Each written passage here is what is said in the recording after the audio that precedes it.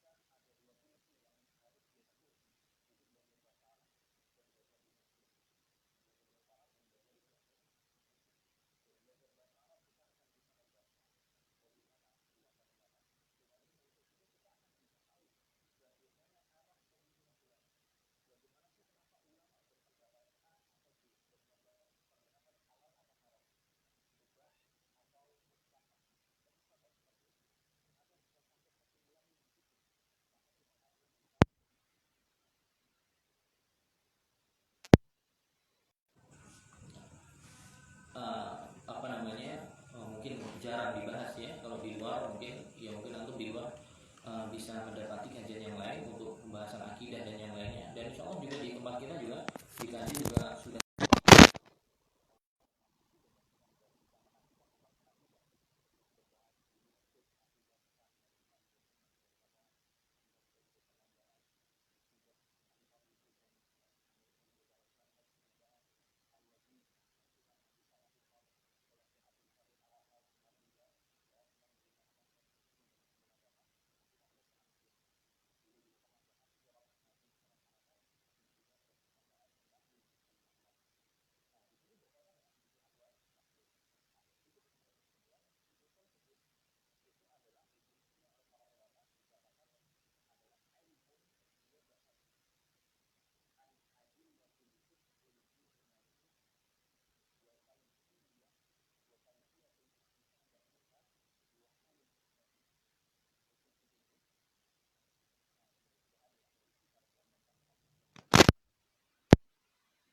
Apa namanya, terjemah dari al-usul min al-usul. Di situ saya sudah menjelaskan.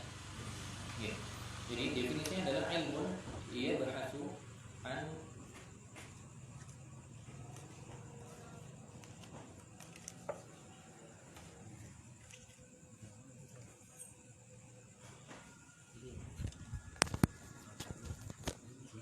belum ada suaranya dari kita.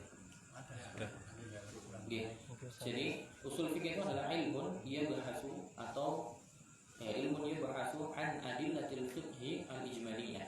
Jadi ilmu yang membahas tentang dalil-dalil fikih secara global. Wa kaifiyatil istifadah minha, dan membahas tentang bagaimana bisa mengambil faidah dari dalil-dalil ini. Jadi dia ilmu yang membahas tentang dalil yang digunakan itu apa aja sih. Kemudian dia juga akan membahas tentang bagaimana cara memanfaatkan dalil ini. Ilmun yabhasu an al-adillah adillatil fiqh al-ijmaliyah wa kaifiyatil istifadah minha wa halil mustafid. Dan juga dia membahas tentang kondisi orang yang bisa memanfaatkan dalil-dalil tersebut, yaitu para mujtahid. Jadi usul fikih itu adalah ilmu yang membahas tentang dalil-dalil fikih secara global.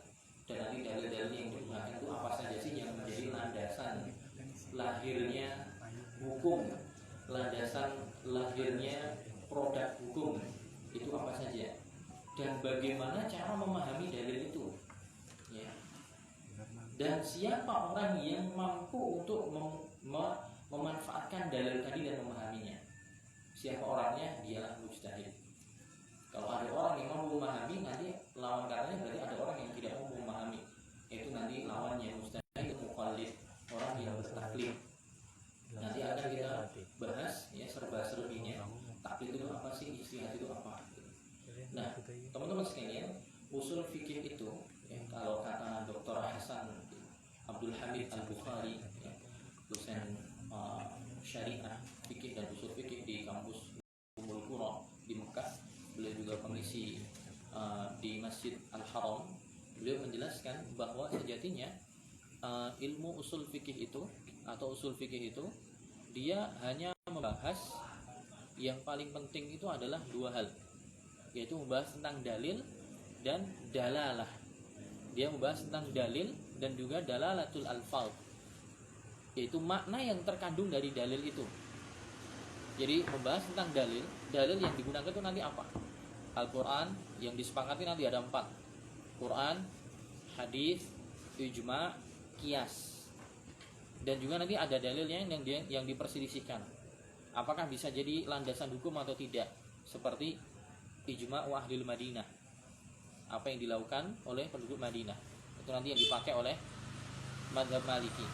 Atau qaulus sahabi, perkataan sahabat itu apakah dalil atau tidak?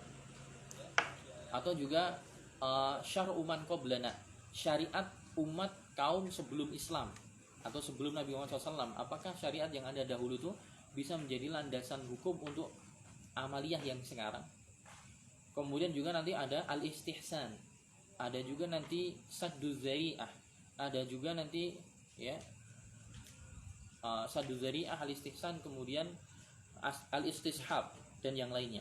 Ini beberapa dalil-dalil yang bisa menjadi landasan hukum, tapi masih diperselisihkan apakah bisa dipakai atau tidak. Sebagian ulama nanti dalam mazhabnya memakai itu, sebagian enggak. Makanya nanti kenapa kok ulama berbeda pendapat? Salah satu sebabnya adalah karena mereka menggunakan dalil itu atau enggak. Apakah pakai istihsan? Apakah pakai qiyas? Apakah pakai dipakai enggak? Bagi yang memakai, maka nanti tentunya kesimpulan hukumnya akan berbeda. Tapi yang disepakati oleh para ulama adalah 4, ya. Quran, hadis, ijma, qiyas dalam masalah nanti menyimpulkan hukum, terutama dalam perkara fikih. Ya. Jadi usul fikih itu membahas, intinya itu kata Syekh Hasan Bukhari adalah membahas tentang dalil. Yang kedua adalah membahas tentang dalalatul alfaz, yaitu makna yang ditunjukkan oleh setiap lafaz dalam dalil tadi. Ayat Quran, hadis Nabi, ayat ini ya, ayat ini maknanya gimana? Apakah memberikan makna umum atau khusus? Apakah ayat ini ya memberikan makna larangan atau pembolehan? Apakah ayat ini memberikan makna mujmal atau mubayyan? Ya. Mutlak atau muqayyad? Namanya dalalatul alfaz. Lafaz yang ada dalam nas Quran atau hadis ini, bagaimana sih cara memahaminya? Oh, lafaz ini memberikan makna umum. Oh, berarti nanti hukumnya mencakup semua orang misalnya. Oh, ayat ini mengandung makna khusus. Oh, berarti ini hanya berlaku untuk individu tertentu. Oh, ayat ini adalah mujmal, berarti belum jelas, belum gamblang, perlu penjelas dari yang lainnya. Ya, karena mujmal itu definisinya adalah ma yatawaqqafu fahmul muradu minhu ya fi kaifiyatihi au adadihi ya atau miqdarihi. Suatu nas yang kita tidak bisa memahaminya dari sisi bagaimananya, atau dari sisi jumlahnya, atau dari sisi ukurannya. Misalnya kita sering dengar aqimus shalah, Allah mengatakan dirikanlah salat. Ketika Allah mengatakan dirikanlah salat, ini namanya nasnya mujmal, masih global. Allah menyuruh kita salat tuh masih nggak jelas bagaimana caranya gitu. Makanya perlu penjelas dalam dalil yang lain. Tidak bisa langsung dipraktekkan. Atau misalnya Allah mengatakan wa atuz zakat, tunaikanlah zakat. Itu kan, tunaikanlah zakat. Nah, zakat ini ukurannya berapa? perlu penjelasan ukuran. Nah ini makanya ayat ini berarti mujmal, perlu penjelasan yang lain. Atau nanti membahas tentang mantuk dan mafhum. Mantuk itu adalah satu dalil yang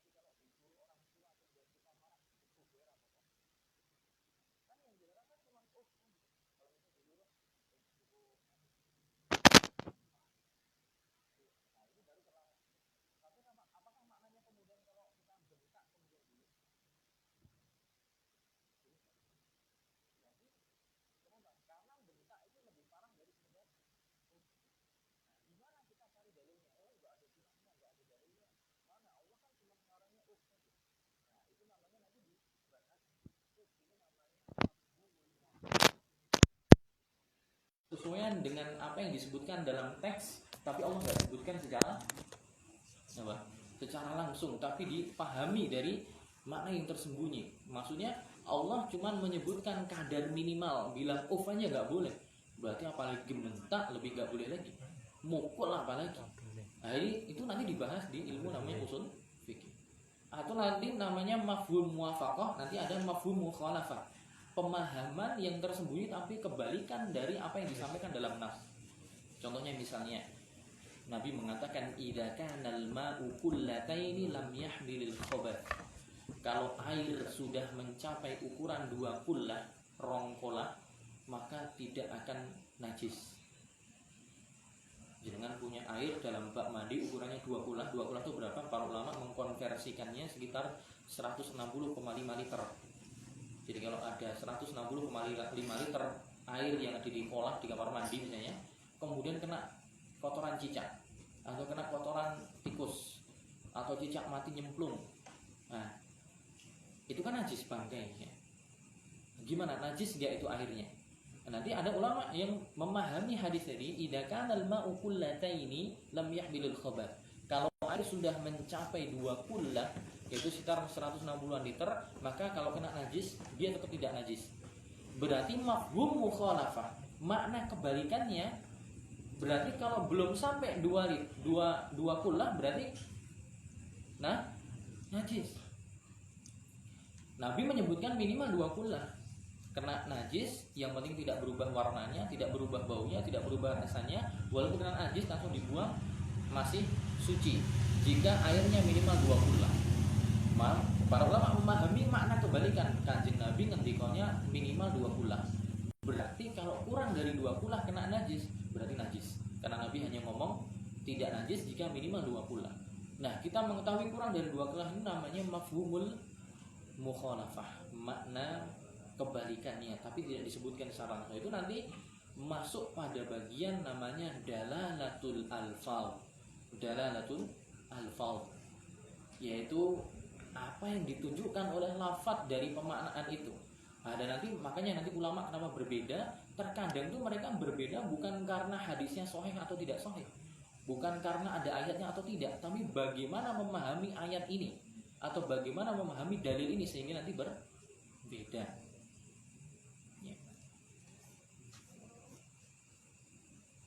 Nanti ada juga namanya dalalatul iqtida. Ada nanti namanya dalalatul iqtiran. Nah, itu ada banyak dalam bahasa usul fikih. Dalalatul iqtida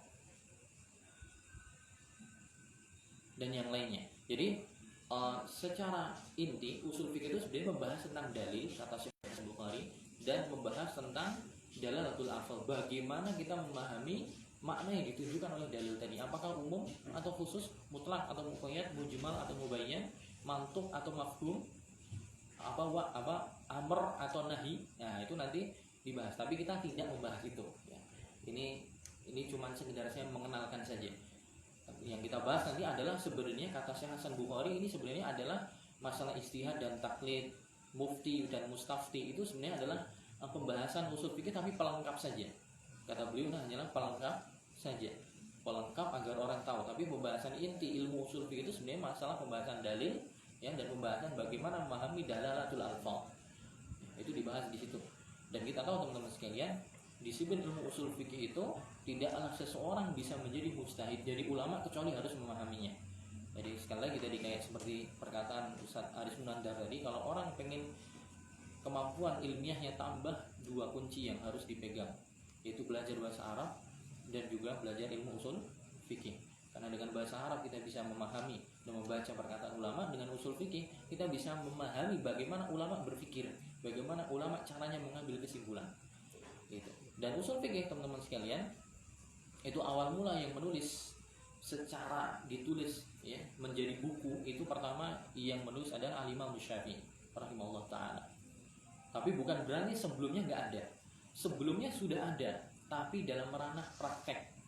Jadi para sahabat, para tabi'in dan seterusnya dulu mereka paham usul fikih dari sisi praktek. Mereka memahami itu. Ini ayat umum, ini ayat khusus, ini ayat mutlak, ini muqayyad, mereka paham itu. Tapi kemudian ya membukukan sesuatu yang dipraktekkan menjadi satu disiplin ilmu tertentu, itu yang melakukan pertama kali adalah Al-Imam Syafi'i. Ini betapa cerdasnya beliau. Bayangkan seseorang yang membuat satu hal yang sebelumnya itu belum ada, istilah-istilahnya, pembahasannya, itu menunjukkan bahwa beliau adalah orang yang abqari ya. Bukan hanya cerdas tapi apa? Di atas cerdasnya apa? Jenius. Jeniusnya aja mungkin melampaui batas gitu. Dan dulu beliau diminta oleh, kalau tidak keliru, oleh gurunya Imam Ahmad, gurunya Abu Ishaq, gurunya Imam Ahmad, kemudian gurunya Imam Syafi'i sendiri, juga gurunya Ishaq ibn Rahawai, namanya Abdurrahman bin Mahdi, Al-Imam Abdurrahman bin Mahdi. Yang itu beliau ini gurunya apa? Imam Ahmad, gurunya Ishaq bin Rahawai, yang levelnya itu mereka setara dengan level Syafi'i. Minta kepada Al-Imam Syafi'i untuk menuliskan satu kitab yang membahas kaidah-kaidah bagaimana menyimpulkan hukum, kaidah-kaidah dalam Quran, kaidah-kaidah bahwa Quran itu dalil, kaidah-kaidah bahwa hadis sahih itu dalil, bahwa hadis ahad itu dalil. Akhirnya beliau kemudian menulisnya. Walaupun awal-awal ya itu belum terlalu sempurna, namanya juga tulisan awal, kemudian nanti disempurnakan di generasi belakangan. Sampai kemudian ya rujukan-rujukan utama di masa lampau tentang ilmu usul fikih, kalau kita belajar nanti ya ada 4 buku yang inti berat ya, ilmu buku berat yang mungkin itu baru bisa dibaca kalau sudah level doktor atau minimal magister, yaitu buku yang pertama adalah Al-Umad oleh Al-Qadhi Abdul Jabbar Al-Mu'tazili, seorang Mu'tazilah tapi dia menekuni bidang ilmu usul fikih, buku besar ya. Kemudian yang kedua Al-Qadhi Abdul Husain Al-Basri punya kitab Al-Mu'tamad. Kemudian setelahnya disusul lagi oleh Abul Ma'ali Imam Haramain Al-Juwaini yang punya kitab Al-Burhan. Kemudian disusul lagi oleh muridnya yaitu Abu Hamid Al-Ghazali yang punya kitab Al-Mustasfa. Yang mana kitab Al-Mustasfa milik Al-Ghazali itu nanti akan diserap dan juga banyak diambil manfaatnya, faedahnya oleh Ibnu Qudamah Al-Maqdisi. Dan kemudian beliau tulis menjadi kitab Ar-Rawdatun Nadhir wa Junnatul Munadhir, yang buku ini menjadi kurikulum dibahas di kampus-kampus Saudi. Usul fikihnya pakai itu, punya Ibnu Qudamah Al-Maqdisi. Bukunya tipis segini tapi dibahas selama 4 tahun. Sepekan bahasnya 4 hari. Syarahnya lebih dari 10 jilid. Bukunya simple tapi bahasanya berat. Kita dulu di Libya Jakarta bahas itu selama 4 tahun. Nah, buku Ibnu Qudamah ini yang diserap dari kitabnya Al-Ghazali Al-Mustasfa diringkas menjadi kitab Rawdatun Nadhir wa Junnatul Munadhir oleh Imam Ibnu Qudamah Al-Maqdisi. Kemudian nanti diringkas lagi oleh Tajuddin namanya kitabnya Bulbul ya. Penulisnya adalah saya lupa, kemarin baru dibahas ya. Najmuddin At-Tufi, namanya Najmuddin At-Tufi, meringkas Rawdatun Nadhir dari Mustasfa. Jadi kan namanya Al-Bulbul. Kemudian diringkas lagi namanya Bulghatul Usul ila ilmu usul. Nah, namanya lupa penulisnya, makin diringkas lagi.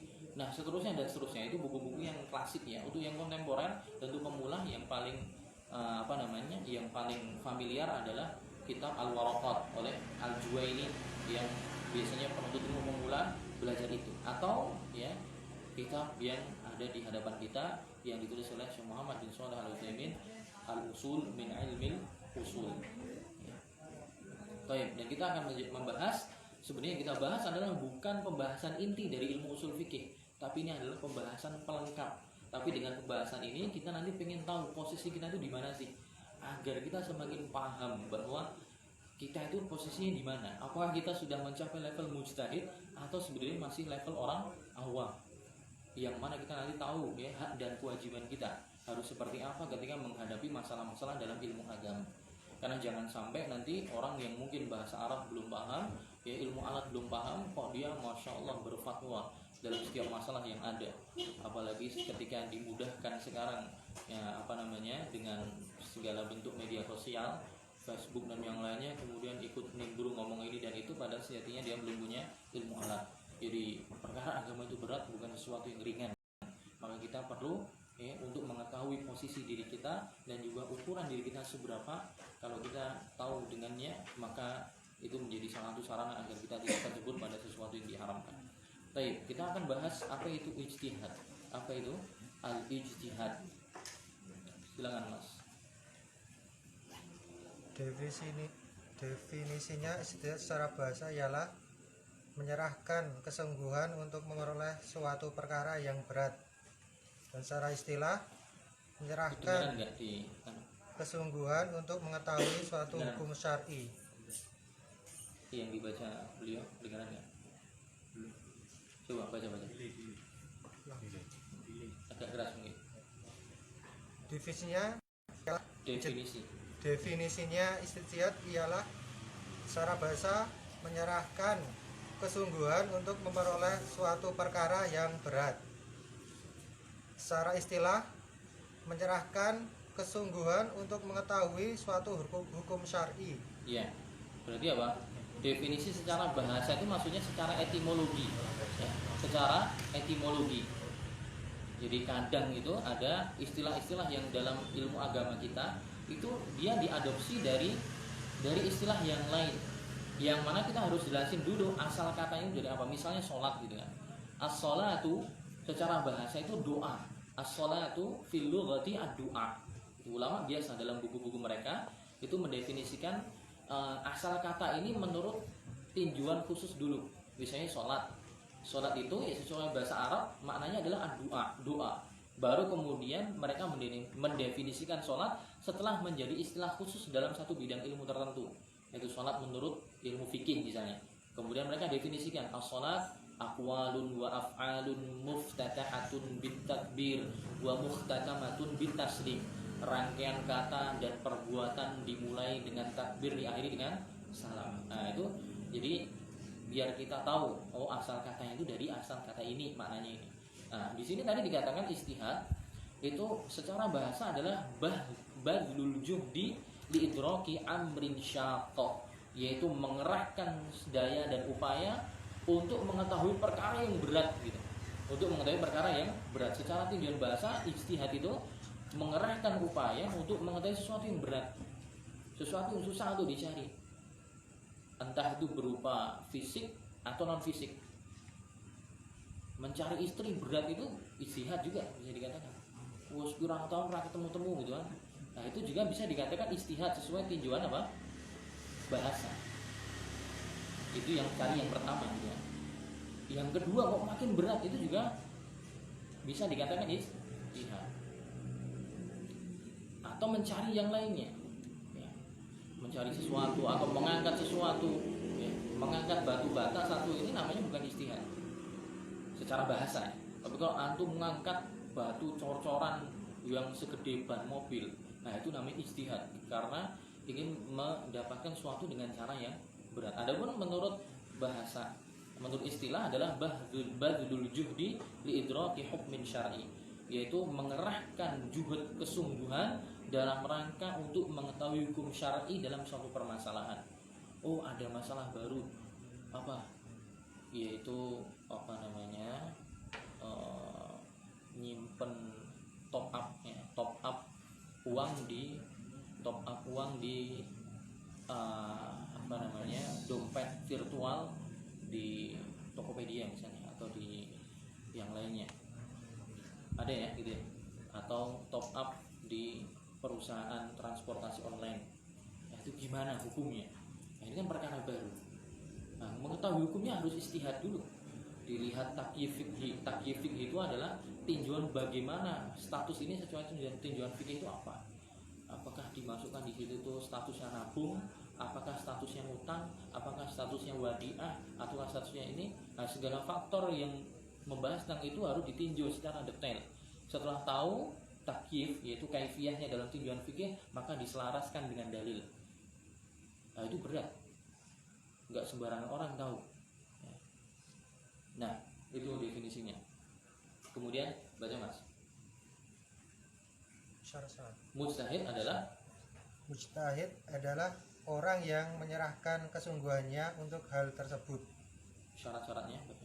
Syarat-syarat ijtihad ialah ijtihad memiliki syarat-syarat diantaranya: 1.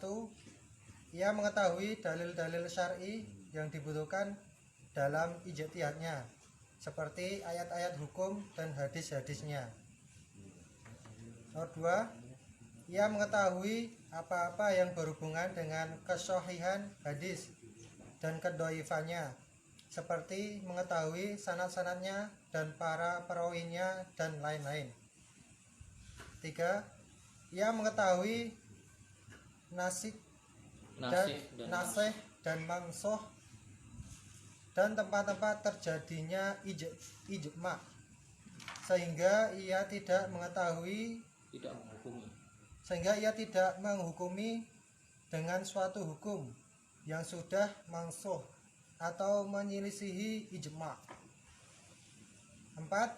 Ia mengetahui dalil-dalil yang diperselisihkan hukumnya dari penghususan dan taqyid atau yang semisalnya, sehingga ia tidak menghukumi dengan yang menyelisihi hal tersebut.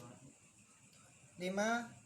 Ia mengetahui bahasa Arab dan usul fikih yang berhubungan dengan penunjukan lafaz seperti umum, khusus, mutlak, muqayyad, mujmal, mubayyan dan yang semisal itu, sehingga ia menghukumi dengan apa yang terjadi konsekuensi penunjukan tersebut. Keenam, ia memiliki kemampuan untuk kokoh dalam menggali hukum-hukum, beristimbat dan dalil-dalilnya. Dan ijtihad terkadang terbagi-bagi, terkadang pada satu bab dan bab-bab ilmu, atau pada satu permasalahan dari masalah-masalahnya. Ya. Gimana syaratnya jadi mustahid? Jadi mustahid itu ada syarat-syaratnya. Kita baca sedikit syarahnya oleh Syekh As-Satsri. Jadi di situ Syekh Muhammad bin Shalih Al-Utsaimin menyebutkan ada 6 syarat. Seorang menjadi mustahid itu ada syarat-syaratnya. Syaratnya disebutkan di situ ada 6. Kemudian di sini dalam syarahnya, penjelasannya, Syekh Sa'ad As-Satsri merangkumnya menjadi 4 syarat. Jadi 6 tadi diperingkas jadi 6 tadi diperingkas menjadi 4 ya, menjadi 4 yang 4 itu sudah mencakup semuanya. Jadi kembali ke masalah istihad tadi.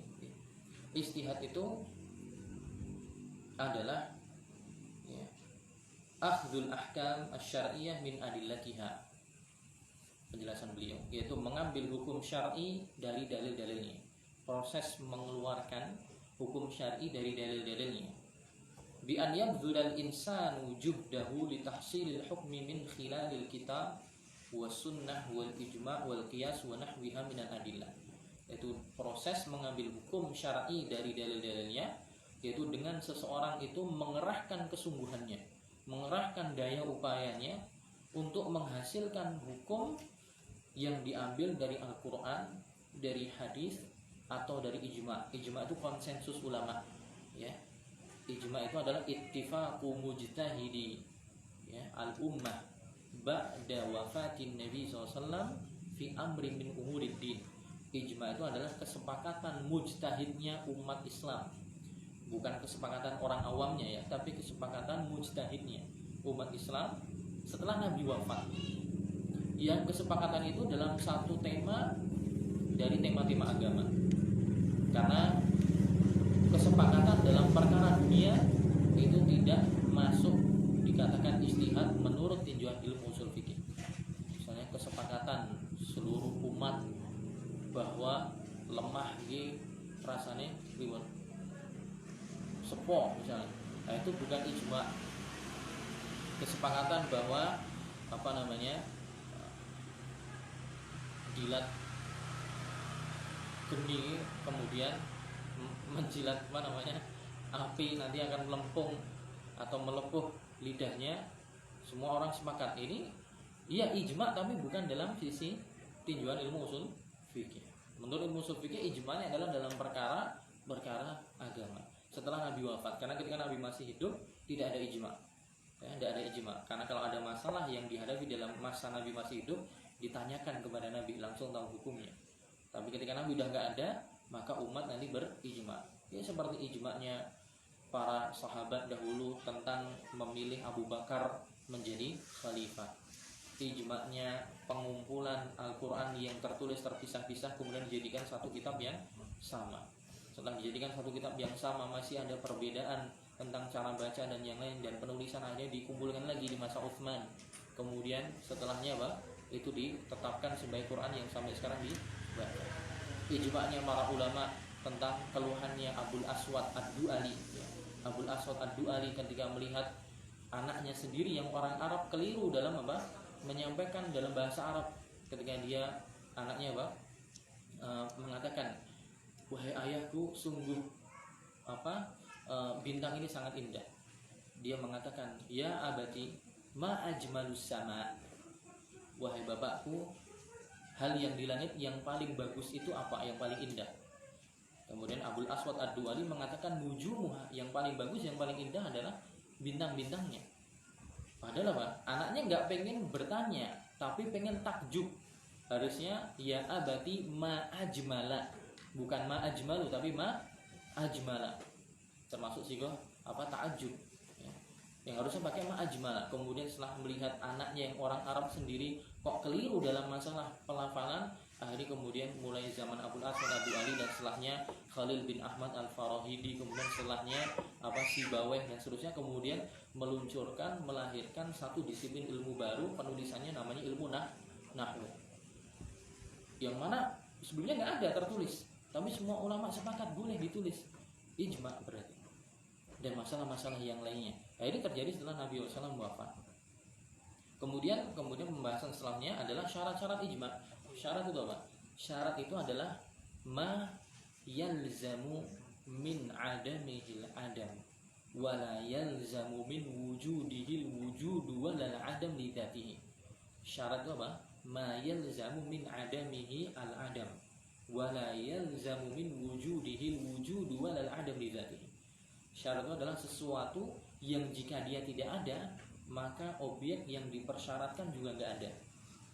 Tapi kalau dia ada, maka objek yang dipersyaratkan tidak harus ada, juga tidak harus tidak ada. Syaratnya adalah jika dia nggak ada sampai tidak ada, maka yang dipersyaratkan pasti tidak ada. Tapi kalau dia ada, yang dipersyaratkan tidak harus ada, juga tidak harus tidak ada. Contohnya toharoh. Orang yang tidak bersuci, tidak toharoh itu biasanya syarat apa? Sholatnya. Orang kalau tidak bersuci, tidak toharoh, ada sholat nggak? Nggak ada. Karena syarat sholat harus toharoh, entah dengan air, wudu, mandi besar, atau dengan debu, tayamum. Hal-hal yang dipersyaratkan untuk toharoh, sholat, tawaf, ya, megang mushaf untuk dibaca. Kalau tidak ada, maka tidak boleh. Nah, syarat ini namanya misalnya toharoh. Kalau dia nggak ada, maka ibadah-ibadah yang dipersyaratkan dengannya maka juga nggak ada. Sholat nggak ada, tawaf juga nggak ada. Tapi misalnya toharoh itu ada, antum punya wudhu, maka juga sama.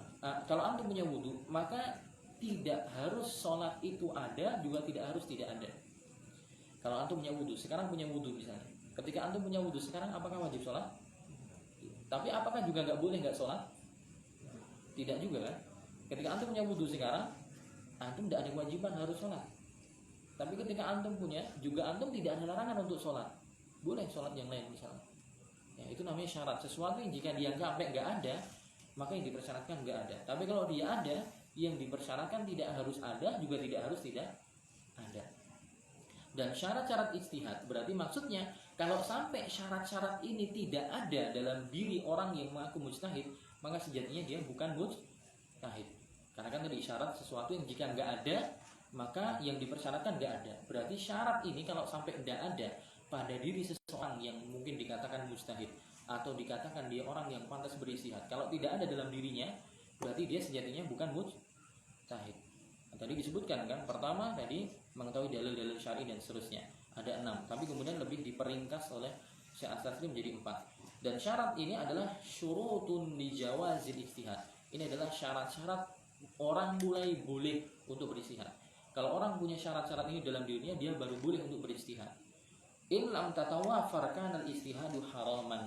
Kalau sampai syarat-syarat ini nanti tidak terwujud dalam diri seseorang, maka dia nggak boleh untuk beristihad. Karena kalau sampai dia memaksakan diri, tiba-tiba buka Quran, buka hadis dan seterusnya, kemudian dia beristihad menggali hukumnya, nah kalau syaratnya nggak terpenuhi, akhirnya apa? Keliru. Dan nanti akan menyimpang. Saya kasih contoh. Mungkin beberapa waktu yang lalu, bulan yang lalu, atau mungkin setahun yang lalu, atau lebih dikit atau kurang dikit, ada orang yang menafsirkan dengan ijtihadnya bahwa ayat itu innama yakhsyallaha min ibadihi ulama. Kemudian dia menafsirkan bahwa hewan-hewan pun bisa jadi ulama. Ingat enggak? Pernah lihat enggak? Yakhsyallaha min ibadihi ulama. Ayat berapa ini?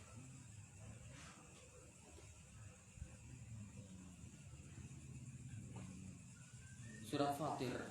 Wa minan nasi wad dawabi wal an'ami mukhtalifun alwanuhu kadzalik innama yakhsyallaha min ibadihil ulama. Sesungguhnya orang-orang yang takut kepada Allah dari hamba-hambanya adalah para ulama. Tapi di awal mula ayat kan dikatakan apa? Wa minan nas, termasuk dari golongan manusia, wad dawab, ya, termasuk dari golongan manusia, di antara manusia, wad dawab, dan juga makhluk-makhluk yang melata, dan juga wal an'am, dan hewan-hewan ternak. Manusia, kemudian makhluk yang melata di atas muka bumi, juga hewan-hewan ternak. Kemudian setelahnya Allah mengatakan innama yakhsyallaha min ibadihil ulama. Kemudian dia mengambil poin bahwa intinya siapa aja yang takut sama Allah maka dia ulama. Kemudian dia ngomong, berarti apa? Siapa aja bisa jadi ulama, bahkan hewan pun ada yang jadi ulama. Yang penting dia takut sama Allah. Hewan ternak pun ada juga. Antum pernah lihat itu videonya di YouTube? Selamat. Intinya ada ya. Ada seperti itu, tidak usah sebut namanya. Tapi ada. Kenapa? Karena dia tidak punya apa? Tidak punya komponen yang dengannya dia bisa beristihad. Jadi syarat istihad itu dia adalah syarat kebolehan, dan juga kalau sampai tidak terpenuhi syarat-syarat tersebut maka haram bagi dia untuk beristihad, karena istihadnya tidak sah dan justru malah berpotensi menyesatkan. Fa in fuqida syartun kana istihad fasidan. Kalau salah satu syaratnya hilang, maka istihad tersebut akan dinilai rusak. Laki matalahu, tidak ada nilainya. Wa hiya syurutun aidan liwujubil istihad. Syarat-syarat tadi selain syarat boleh, syaratul jawaz, syarat mulai boleh istihad, juga dia adalah syarat wajib. Kenapa? Karena nanti orang yang sudah terpenuhi dalam dirinya syarat-syarat itu, dia nggak boleh untuk taklid kepada yang lainnya. Kenapa? Karena dia sudah diberikan taufik oleh Allah, kemampuan dia bisa menggali hukum sendiri. Maka nanti ketika dia menghadapi permasalahan baru yang belum ada hukum syar'inya, baru dicari permasalahan baru seperti sekarang ini, ya, maka dia nggak boleh untuk bertanya kepada yang lain. Dia harus cari sendiri. karena dia sudah punya kemampuan. Ya, dia sudah punya kemampuan. Orang-orang selevel misalnya yang sudah meninggal yang jelas ulama sepakat ya, seperti Syekh bin Baz, Syekh Muhammad bin Shalih Al-Utsaimin dan yang semisalnya. Nah, mereka kalau misalnya dahulu mendapati perkara baru yang mereka hadapi di zaman mereka, misalnya hukum bayi tabung itu gimana, misalnya hukum permasalahan kedokteran, transplantasi jantung, ginjal itu hukumnya gimana, bagaimana hukum donor darah tapi donornya diambil dari orang non muslim itu gimana, itu kan perkara-perkara baru di zaman Nabi nggak ada. Nah setelah Syekh Utsaimin, Syekh bin Baz dan yang lainnya, Syekh Abdurrahman Jibrin dan yang lainnya, nah dulu ketika menghadapi seperti itu mereka nggak boleh untuk taklid kepada yang lain, dia harus hadapi sendiri, pahami masalahnya, disesuaikan dengan dalil sesuai mana, kemudian mereka berupaya bertawakal kepada Allah, cari hasilnya apa. Jadi kalau sudah terpenuhi syarat-syarat dalam diri seseorang, itu pertama adalah sebagai syarat mulai boleh ijtihad, kedua itu juga mulai syarat wajib ketika menghadapi masalah baru mereka harus cari hukumnya sendiri. Faman tawaffarat fihi hadhihi syurut wajib alaihi an yajtahid, kata Syekh Satsri, barang siapa yang terpenuhi dalam dirinya syarat-syarat tadi, wajib bagi dirinya untuk beristihad. Wa haruma alaihi an yuqallida ghairahu, dan haram bagi dirinya untuk bertaklid kepada yang selainnya. Wa hadhihi syurut marji'uha ila arba'ati syurut. Syarat-syarat yang disampaikan oleh beliau jika terpenuhi kepada dalam diri seseorang yang dengannya wajib istihad, itu kembali kepada 4 syarat, yang mana tadi oleh Syekh Utsaimin disebutkan 6, tapi beliau lebih ringkaskan menjadi 4 syarat. Syarat yang pertama kata beliau, an ya'rifal adillah asy-syar'iyyah al-waridah fil mas'alah, itu mengetahui dalil syar'i secara komplit dalam setiap tema permasalahan. Jadi dia harus menguasai, misalnya dia mau bahas masalah nikah, ya udah semua dalil yang berkaitan dengan pernikahan yang ada dalam ayat Quran, yang ada dalam hadis dia harus tahu. Dan para ulama mengatakan tidak disyaratkan harus hafal, yang penting dia tahu tempatnya. Berarti minimal ya dia sudah membaca Quran berkali-kali, walaupun mungkin tidak hafal, tapi dia tahu letak-letaknya, ayat tentang talak di sini, ayat tentang nikah di sini. Jangan yang dihafal cuma fankihu ma taba lakum minan nisa'i masna wa thulatha wa ruba', jangan itu aja yang dihafal, tapi ada yang lain ya. Wal mutallaqatu yatarabbasna bi anfusihinna thalathata ashhur, thalathata quru, atau ayat yang lain, walladzina yatawaffawna minkum wa yadharuna azwajan yatarabbasna bi anfusihinna thalathata ashhurin wa asyara, dan seterusnya. Ayat yang berkaitan dengan itu ya, wa ulatul ahmali, dan seterusnya, poin-poin yang lain. Intinya setiap masalah dia menguasai dalilnya, nyarinya itu di mana dia tahu. Oh masalah nikah itu semua di ayat di Quran ini, biasanya surat ini, ayat nomor ini dia tahu. Hadis-hadis juga, di hadis-hadis hukum yang sudah dia kumpulkan, entah di hadis-hadis hukum yang ada di Bulughul Maram atau di Muntaqal Akhbar, atau di Umdatul Ahkam, atau di buku-buku induk ya, Sahih Bukhari, Muslim dan misalnya, dia tahu untuk merujuk, dia paham. Jadi yang pertama, an ya'rifal adillah asy-syar'iyyah al-waridah, dia mengetahui dalil-dalil syar'i yang datang dalam masalah ini. Ya, ya'rif asy-syar'iyyah al-waridah fil masalah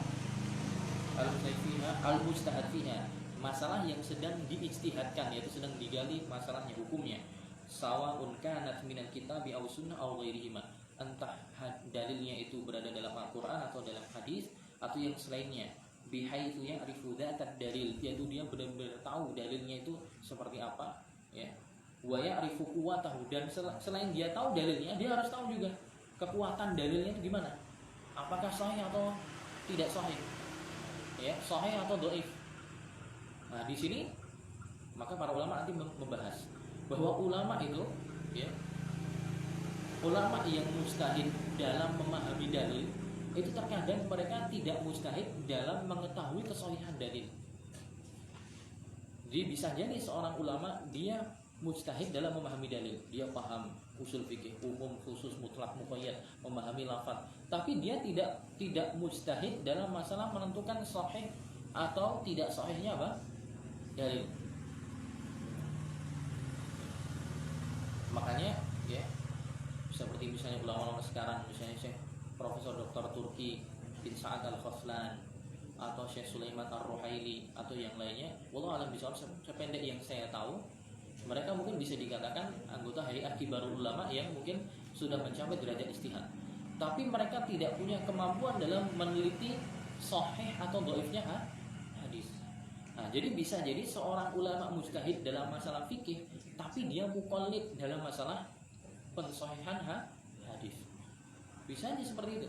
Makanya mereka rata-rata ya udah, kalau tidak tahu sahih atau dhaifnya hadis, mereka merujuk kepada orang yang di bidangnya.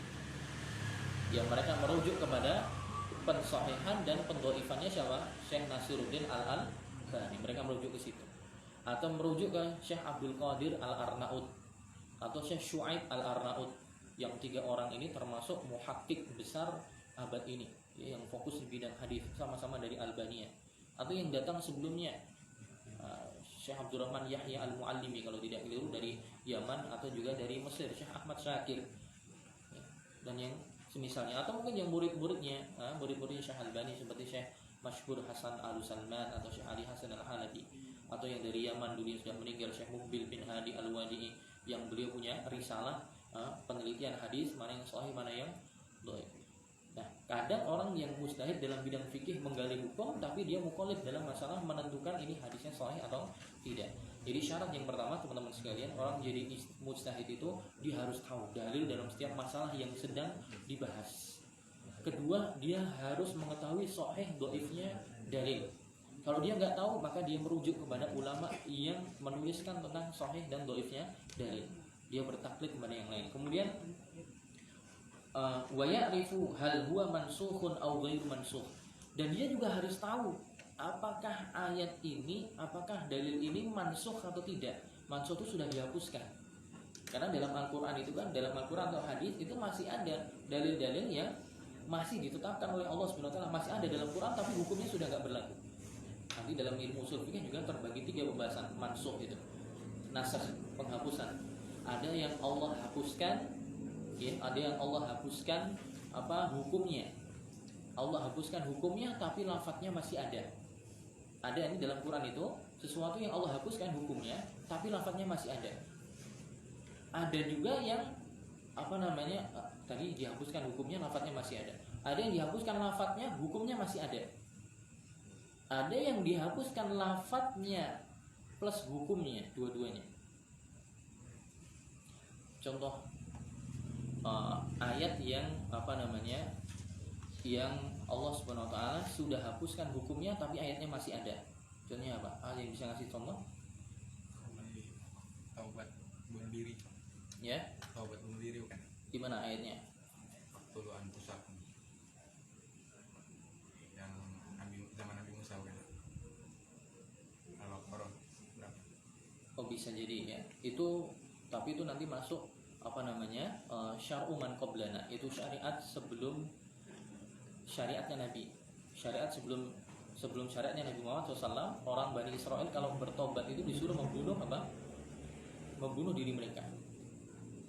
Faqtulu anfusakum dzalikum khairul lakum 'inda bari'ikum fataba 'alaikum. Jadi taubatnya umat terdahulu itu dibunuh. Tapi itu bisa jadi ya sesuatu yang dimansuhkan, yaitu dimansuhkan dengan syariat yang kita yang baru. Tapi itu masih disebutkan. Tapi yang saya maksudkan adalah sesuatu yang sesuatu yang dimansuhkan tapi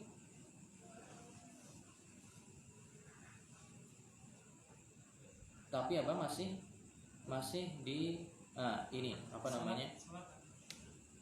surah An-Nisa ayat 15 misalnya. Surah An-Nisa ayat 15 misalnya. Allah mengatakan wallati ya'tinal fahishata min nisaikum fastashhidu 'alaihinna arba'atan minkum. Dan perempuan-perempuan yang mendatangi perbuatan keji, zina maksudnya, min nisaikum, dari kalangan istri kalian, maka persaksikanlah atas perbuatan mereka 4 orang dari kalian. Fa in syahidu, kalau misalnya benar ada yang bersaksi bahwa yang bersangkutan berzina, fa'amsikuhunna fil buyuti hatta yatawaffahunnal maut, maka kurunglah mereka di dalam rumah. Hukumannya sampai kapan? Hatta yatawaffahunnal maut, sampai mereka mati. Jadi kalau dulu orang jelas terbukti berzina, itu hukumannya adalah dikurung di dalam rumahnya sampai dia mati. Jadi kalau misalnya dia dikurung di rumahnya dari sejak umur 17 tahun dan nanti ternyata dia matinya umur 70 tahun, ya udah selama itu dia dikurung. Kemudian Allah mengatakan au yaj'allahu lahunna sabila, atau Allah menjadikan jalan yang lain. Dan akhirnya kan sudah ada jalan yang lain, hukumnya sudah dihapus. Perempuan atau laki-laki yang berzina dan dia belum menikah, gimana hukumnya? Dicambuk 100 kali dan apa?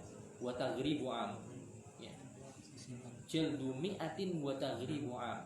Dicambuk 100 kali dan diasingkan selama setahun. Adapun yang sudah pernah menikah, maka dihukum rajam. Nah, ini kan hukumnya sudah berbeda, tapi ayat yang dulu masih ada. Ayat yang dulu masih ada. Atau juga tentang ayat itu, ayat apa namanya? Puasa. Ayat tentang puasa. Di ayat tentang puasa juga ada demikian.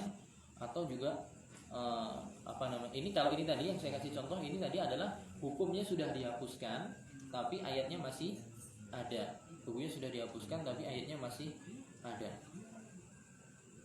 Atau juga ada yang lain yang disebutkan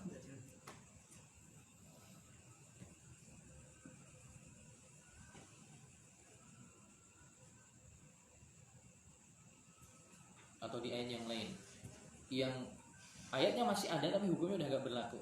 Misalnya di surah Al-Baqarah ayat 240, walladzina yutawaffawna minkum wa yadharuna azwajan wasiyatan li azwajihim mata'an ilal hauli ghaira ikhraj. Ini iddah bagi perempuan yang ditinggal wafat suaminya. Awal mulanya masa iddahnya setahun. Dan orang-orang yang akan mati di antara kamu dan meninggalkan istri-istri hendaklah membuat wasiat untuk istri-istrinya, yaitu nafkah sampai setahun tanpa mengeluarkan dari rumah. Jadi setahun masa iddahnya, nggak boleh dia nikah lagi kecuali setahun berlalu. Bagi perempuan yang ditinggal wafat suaminya, masa iddahnya setahun. Jadi kalau misalnya ada orang lain yang minat untuk menikahi dia, harus nunggu setahun. Tapi ayat ini dihapus dengan ayat yang datang setelahnya. Masa iddahnya tidak setahun, dikorting menjadi 4 bulan 10 hari. Walladzina yutawaffawna minkum wa yadharuna azwajan yatarabbasna bi anfusihinna arba'ata asyurin wa asyara. Dia bertarubbus menunggu masa iddahnya 4 bulan 10 hari. Nah, ini menghapuskan ayat yang tadi. Nah, seorang mustahid dia harus paham bahwa ayat ini sudah dimansuh oleh ayat yang lain. Hadis ini sudah dihapus dengan hadis yang lain. Jangan sampai nanti dia ditanya, dimintai fatwa, apa namanya, perempuan datang gitu kan, tanya, Pak Ustadz misalnya, suami saya meninggal, masa iddahnya berapa gitu? Kemudian dia baca tadi ayat tadi, bahwa nunggunya apa? Haul. Kamu tidak boleh nikah selama setahun. Padahal tetangganya sudah ada yang minat sama dia, karena nunggu setahun, ya nunggunya setahun. Atau yang pelukis daerah sana itu biasanya kan mencari buruan. Wah, nunggunya setahun, udahlah saya cari yang lain aja gitu. Ternyata keliru. Akhirnya si perempuan tadi ya merasa rugi seumur hidupnya. Wah, saya didatangi seseorang yang sejatinya saya sudah damba-dambakan sejak masa yang sangat jauh, sudah masa yang lama saya damba-dambakan. Dia bersyukur suami saya meninggal, dia datang kepada saya. Ternyata fatwanya keliru karena dia berfatwa dengan sesuatu yang sudah dimansuh. Jadi berat ya. Jadi seorang itu harus, syarat pertama harus tahu dalil-dalilnya, kesahihan kedhaifannya, dan juga mansuh atau tidaknya. Kemudian syarat yang kedua, sudah mau jam 9 ya. Satu lagi syarat, kita sisanya akan kita lanjutkan di pertemuan akan datang. Syarat yang kedua, an ya'rifa min lughatil arab mimma yumkinu min fahmi hadhil adillah. Yang kedua syaratnya adalah harus mengetahui bahasa Arab yang dengannya memungkinkan untuk mengetahui, memahami dalil. Karena Quran dan hadis itu diturunkan dengan bahasa Arab. Allah mengatakan bilisanin arabiyyin mubin. Allah turunkan Al-Quran dengan lisan Arabi, ya, dengan tutur katanya orang Arab, al-mubin, yang gamblang, yang jelas. Fa'idha aradna fahmal Quran, jika kita menghendaki ingin paham Quran, juga paham hadis, fala budda min fahmi juz'in min lughatil Arab, maka juga harus paham ya sebagian dari bahasa Arab yang dengannya bisa mencukupi untuk bisa paham Quran dan hadis. Allati tudraku bihi ma'ani nusus syar'iyyah, yang dengannya apa? Bisa kita mengetahui makna dari nas-nas syar'i. Faman lam ya'rif hadzal miqdar min lughatil Arab haruma 'alaihi al-ijtihad. Maka barang siapa orang yang tidak memahami porsi dalam bahasa Arab ini, ya tidak boleh, dia haram baginya untuk berijtihad. Ya, makanya walaupun seorang sudah sampai profesor atau doktor, kok dia nggak bisa bahasa Arab, kok dia kemudian memberikan fatwa halal haram dan semisalnya, ini patut untuk dijauhi. Karena itu syarat mutlak. Para ulama menyebutkan harus paham bahasa Arab. Karena ada sisi-sisi pemaknaan dalam bahasa Arab itu yang tidak bisa diwakili oleh bahasa yang lain. Itu kayanya itu di situ. Nah, ada sisi yang harus bisa kita pahami kalau kita paham bahasa Arab. Nah, itu dua syarat yang mungkin kita bacakan dulu tentang, kita tadi sudah ambil ya mukadimah tentang sedikit sebelumnya tentang ilmu usul fikih, kemudian juga apa itu ijtihad, siapa mujtahid dan syaratnya apa, ya sudah disebutkan 6 oleh Syekh Utsaimin tapi diringkas oleh Syekh Sa'ad As-Satri menjadi 4, sudah kita baca 2. Kemudian insya Allah kita lanjutkan di pertemuan yang akan datang. Adapun di hari Senin insya Allah kita akan bahas kitab kaidah fikih ya, dari kitab Al-Jawahir Al-Adniyah, syarah Ad-Durrah Al-Qudaymiyah, kitab kaidah-kaidah fikih yang ditulis oleh Syekh Dr. Labib Najib Abdullah Ghalib Al-Yamani. Insyaallah kita cukupkan sekian. Terima kasih banyak teman-teman sekalian. Kita cukupkan sekian. Subhanakallahumma bihamdika